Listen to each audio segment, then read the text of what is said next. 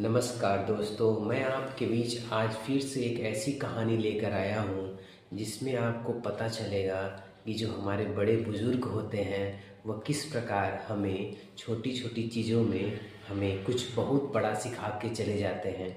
दोस्त, ये कहानी शुरू होती है, एक किसान होता है जिसके 4 बेटे होते हैं और चारों बेटे बहुत आलसी होते हैं।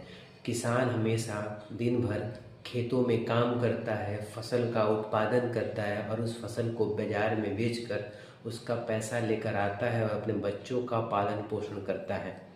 लेकिन दोस्त, उसके बच्चे बहुत आलसी होते हैं जिसके कारण किसान बहुत परेशान होता है। एक दिन किसान बीमार पड़ जाता है क्योंकि वो बूढ़ा हो चुका था, लेकिन वो अपने बच्चों को अच्छा बनता देखना चाहता था, जिसके लिए किसान ने अपने सभी बेटों से यह कहा कि मैं खेत में सोने को एक हंडे में रख कर छुपा दिया हूँ खजाने के रूप में। अगर तुम लोग पूरा खेत खोद दोगे तो उसमें तुम्हें खजाना मिलेगा। जब वो किसान मर जाता है तो उसके चारों बेटे जाते हैं, पूरे खेत को खोद देते हैं, लेकिन उसमें कोई सोने का खजाना नहीं मिलता।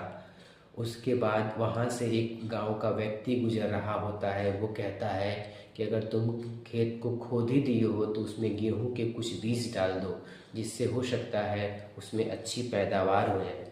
किसान के बेटे सोचते हैं जब इतना मेहनत किए हैं तो क्यों ना इसमें गेहूं के बीज डाल दिए जाए। गेहूं के बीज जब उसमें डाल दिए जाते हैं तो वह गेहूं फसल के रूप में तैयार होती है और एक अच्छा पैदावार देती है। जिस पैदावार से गेहूं जब कट कर तैयार होता है और बीज जब गेहूं घर आता है तो किसान के चारों बेटे जब उस गेहूं को देखते हैं तब उनको इस बात का एहसास होता है कि पिताजी शायद इसी खजाने के बारे में बता रहे होंगे। दोस्तों, आपने एक गाना सुना होगा, यह धरती उगले सोना और चांदी। इसका मतलब हमारे जो धरती माता है वो हमारे लिए, किसान भाइयों के लिए और हमारे सबके लिए सोने से कम उपजाऊ नहीं होती हैं। इस कहानी का यह अर्थ है कि हमारे परिवार में जो हमारे बुज़ुर्ग होते हैं वह हमें अच्छी शिक्षा देना चाहते हैं, अच्छा कार्य करने की प्रेरणा देते हैं। दोस्तों, आपको ये कहानी कैसी लगी? इस कहानी के बारे में आपकी क्या राय है? कमेंट में ज़रूर बताइएगा और हमारे चैनल को सब्सक्राइब करिएगा।